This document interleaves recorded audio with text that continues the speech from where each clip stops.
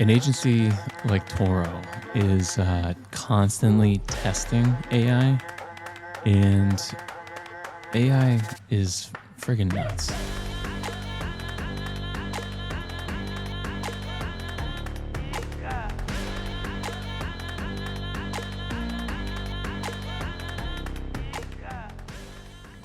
me about the book that you just The did book. video on. Yeah, so I got it right here. Anyone, not everyone. This is something that keeps me up at night. It's a great book, but it's one of those ones that we've had so many friends in the industry that specialize, and they'll only do one thing in one vertical. It's really specialized. And that's what the whole book is about, deep specialization. It's just super predictable. Like, you have the same thing. You can just repeat it, rinse and repeat over and over and over again. But that's the stuff that I kind of get bored of. I think that's my problem with it, is we're super industry agnostic. It's exciting to work on numerous things. But if you just did the same thing, the compounding effect of that is, super predictable, easy to make money that way. But so yeah, the book's all about that, specializing and finding your vertical, finding, the most predictable path for an agency. How'd you find it? Joe from Nine Sail, super good friend, super smart guy. Him and I always compare notes. And that's something that I think is a misconception in like agency world, is that not everyone is your competitor, and they can actually be like a really, really good friend. So Joe and I have become great friends since a project back in 2018, I think. And we just compare notes all the time. What are you doing? What's your best client? What are you guys trying to, get more of? And he introduced me to Corey Quinn, the founder or the author of the book, who built and scaled an agency, massive agency. So we're always comparing notes, but it's something that if Joe says something, I'm usually paying attention. Like, he's a sharp guy. So he introduced me to this one. It's good. I just got to I got to remind myself to do the NLP stuff, the natural language processing. So it's like, that's how search engines pick up everything. So if you say like, what is a bull? The answer is a bull is a, and you have to like answer it naturally, where algorithms can pick up that you're answering the question appropriately. So if we're not filming the questions being asked, I have to reiterate it back in the NLP model so that the audience knows what the fuck I'm talking about. So if I don't reiterate the question into the starting sentence, tell me to stop. How is an agency like ours using AI? An agency like Torro is constantly testing AI, and AI is friggin' nuts. So it's one of those things that, we have had search engines forever, and we'll, constantly be searching something on Google, refining our thoughts and looking for more research.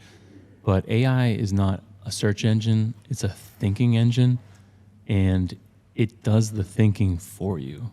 So it's almost like constantly just bouncing the ideas back and forth off of someone with unlimited knowledge. So that's the thing that you can't uninvent it. It's here, and it's wild. So an agency like ours, we use it for everything. If you don't, it's like inventing fire and then deciding not to use it.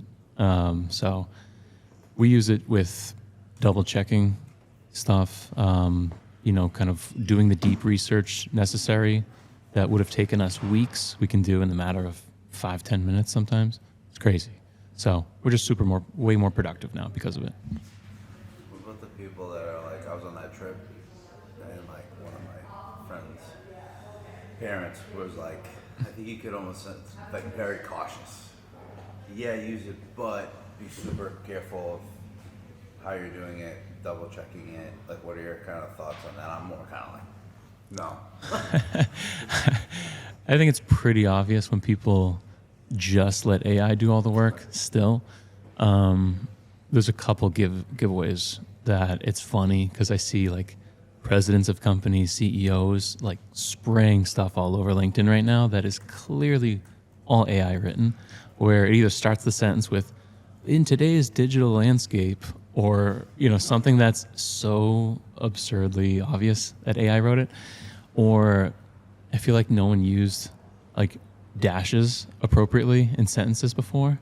That's one that will chop up sentences and put a dash in between to separate out a new thought, and no one used them ever. And then AI came about, and I'm like, now everyone all of a sudden is using those creatively. It's like, no, I know you're using AI.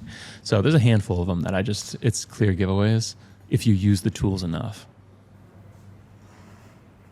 That's hilarious that it's like no one knew how to actually do this appropriately before. It's like everyone fucked up. You're right. Like that's a real thing. That's hilarious. And that's. I think one of the biggest things with like search engines to AI too was you would be very careful with how you phrased things for like Google in what you were trying to get out.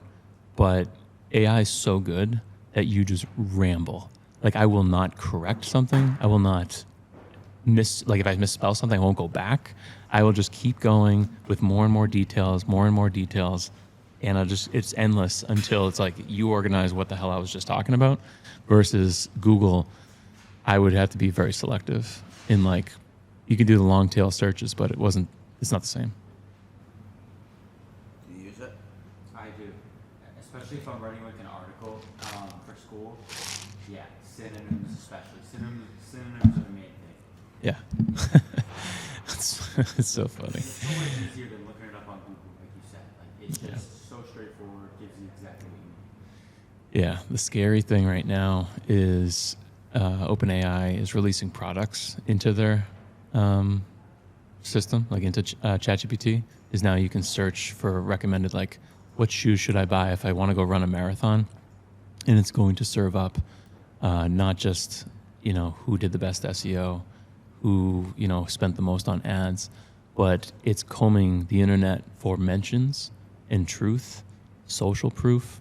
So like not just reviews, but comments on social media, like just any sort of feedback around products where it can know you, it can know the truth of everything out there, and then spin up the right product for you. So the fact that products are going to be in ChatGPT soon and shopping is going to be nuts. It's just released. It's going to be crazy. People got to optimize for it too. Say that again? People got to optimize for it. How are they going to do that? So it's funny because like we do SEO, and that's search engine optimization, but that's flipping into search everywhere optimization. And people who want to get found on ChatGPT or any of these, Perplexity or any of these AI solutions, it's covering as much ground as you could possibly cover with brand mentions, conversations about your brand, everywhere. Literally as many places as you could be. In SEO, we used to just try to do like directories, not just, but it would be focused on that. You got to go list it on BBB or Yelp or whatever. And now it's like, how many people can talk about my brand all over the internet where they can't possibly ignore my brand and it becomes a recommendation? Quick question about AI. I know you love ChatGPT, I love that. Do you so say you look up a question on Google, do you like the AI overview you get? I have mixed reviews on AI overviews.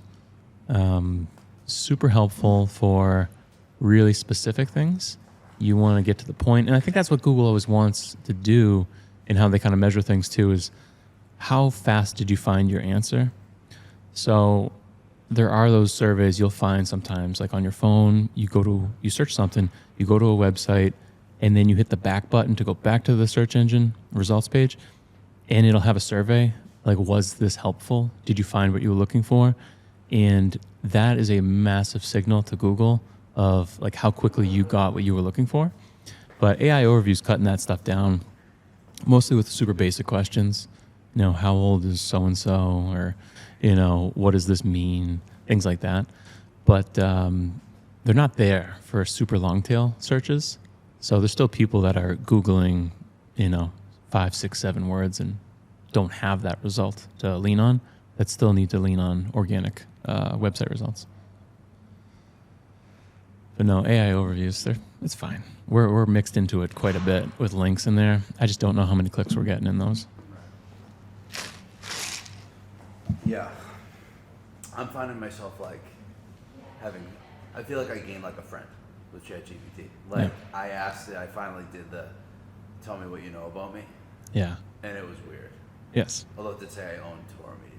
So that was but I'm having full-blown verbal conversations.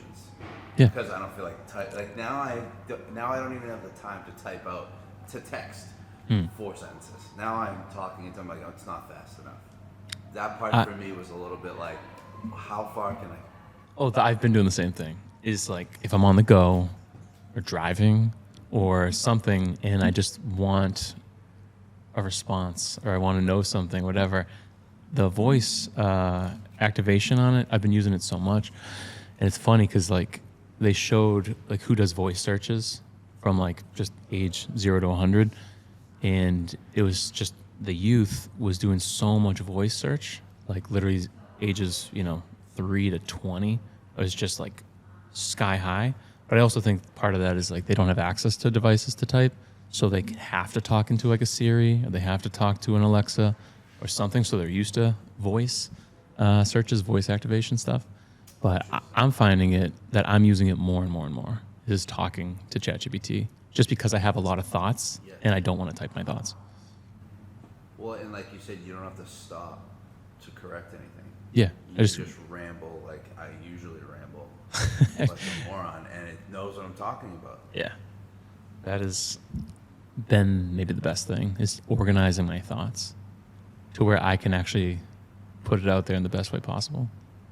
That's super interesting to me how ages 3 to 20 are using a lot of voice text because I always thought it would be kind of like a boomer thing. Like my mom uses it a lot. Right. I would never use it as a kid. I would just type it out. So that's super interesting to me. Yeah, I think it does have that kind of a curve, but I know the youth loves voice search.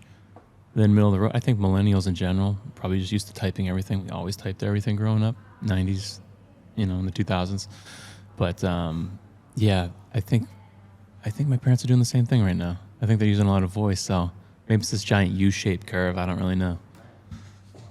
Yeah, no, I mean, I love it. Like I am so in for this. It's been like so helpful. Yeah. Just to have, it's like you gained a friend that always has the right information. Yeah. Yeah, I find myself using it with nutritional facts where I'll take a picture of a product and say, if I consume this on a daily basis, every single day, is it good for me or not? And it's like, well, if you're, working out or taking long walks, then yes, this is really good for you. But if you're not and you're just kind of sitting around taking this, then yeah, it's not good for you. So there's like, I find myself using it and taking more photos to like give it a proper insight and a visual to what I'm actually asking about versus just telling it. So I've been doing tons with uploading photos to it. Interesting. Yeah, I feel like what I'm thinking and describing already exists with like Alexa or whatever, one of those dock things. But it's to the point now where I'm like, yeah, I don't want to type it out. I just want to talk because it's gonna know what I'm saying. Right. But I don't even want to go to my phone anymore. Like I feel like if I had this in my kitchen and I'm just walking around my apartment, I could just any thought I have, I just fire it off and it's gonna like talk back to me. That's the scary part. Is that's coming. Yeah. And in what shape is that gonna like? Remember the movie Her? I don't know if I saw that I one. didn't see it, Robot but one? essentially he falls in love with an AI. Yeah. Right? And now I'm like, yeah, ChatGPT is my boy. Like It's weird because we're entering a very unique territory. And there's already some of that stuff right now. There's already people that are talking to AI, using AI within dating apps and other things. That's spooky. Like some of those OnlyFans people that make it, they outsource the conversations and the messaging to people overseas where you think you're messaging a model or something like that. You're actually talking to, some dude overseas or an AI model itself talking back to you. And there's some messed up stuff happening like that. But yeah, I'm a little freaked out where it's going. And I don't think there's any stopping that. The part that scares me the most, honestly, is just like how messed up the education system's going to get with like lack of motivation. Is I see kids working really hard on a project or writing an essay or something like that, is if they just don't have to do that and they just say like, make me a picture of this or write me an essay on Abraham Lincoln or anything like that, it's like the lack of motivation in the educational system terrifies me. Because I still, like, you feel fulfilled when you do work. Like, you feel super fulfilled when you actually work hard at something and accomplish it. And if you don't have to work hard at something, that's the part that scares me. Yeah, that's like typing. Mm. Like, you used to have to handwrite everything. Yeah. And then you get to type it. But now you don't have to type it. Well, right. But no, now you don't have to do it. Like, you don't have to do anything though. though. When you were handwriting in cursive, Right. you're Abraham Lincoln. Yeah. Right. Yeah. It's just the progression. But I think it's like a necessity that they can now leapfrog over. They don't have to do anything. These kids literally don't have to do shit anymore. And that's terrifying. I feel like you got to go through, the basics, all that stuff to learn it versus like, oh, I know that this exists, so I'm not going to work hard because I know I don't have to. Like, that's the lack of motivation in large numbers scares me. Yeah, I'm a senior. I'm going into my senior year of college, and when I was in high school, this wasn't a thing. So I can't imagine what it's like for high schoolers right now. Right. I feel like I barely got by in school. It just, like, some of the stuff just wasn't interesting to me, and I was always distracted thinking about whatever else. But yeah, if I had any of this, like, at all, I would 1,000% be using it. And I think anyone would be, dumb to not use it. It's because why wouldn't you? It's basically perfection. It's scary. You're going to get caught behind if you don't use it, if you refuse to. Right. That's the thing that I do know some people that are like, I refuse to use it. Like, people that are in the workspace professionally, that's like, I just refuse to use it. I'm like, so long. I feel bad, but that's the truth, is that you will be totally left in the dust. And I feel like we're in a good spot where people lean on us for the best way to leverage it, to get the most out of it, because we use it every single day. But if anyone's not using it, they're only hurting themselves. And yeah, things are still evolving. Don't you think it's just like the next thing? Like, Yeah. everyone gets scared of the next computer, typing, like, whatever? Yeah, It's different. I think it's different this time. Do you think everyone would say that every time? No. I feel like it's so when, like, the internet came out or something big came out or whatever, there is always pushback because people are used to tradition and doing things certain ways. But I feel like this is something that has never put people out of work as fast. Like, there's never been someone to all of a sudden have a perfect graphic designer in their pocket or an incredible author, like, at the drop of a hat or anything like that. It's never been that, where people could lose jobs or work or something because of it. So that's the part that's like, there's a piece there that this is different this time around. Don't you think, like, people lost their jobs when the computer, the laptops became, and the internet?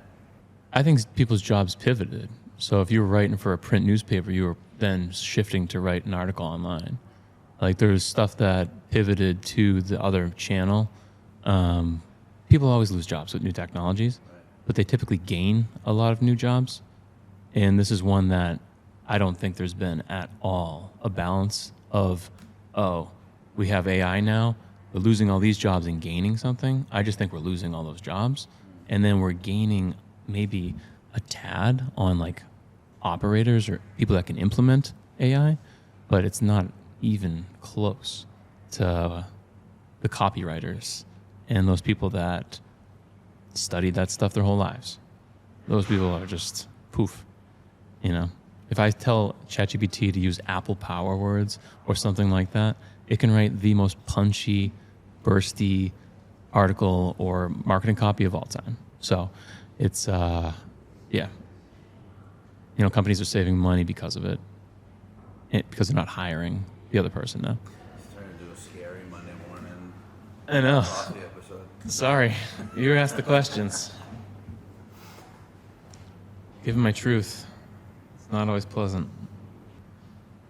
You know, a lot of that stuff I think stems from like my mom and how she raised me to treat others and always do best work was like what she said every day when I left the house. But no, I've always kind of been, not always, but probably around like 7th, 8th grade. I feel like there was a pivot there where I'm like, you know what? I should never burn a bridge. I don't want to, you know, I should be, you know, helping when I can in certain situations. But as far as our agency goes, it's something that, you know, you're only as strong as your weakest link type deal. And I've always seen it like you should lead from the back.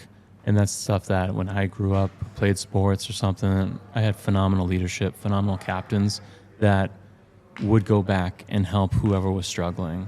And they would not run ahead to celebrate that they finished first.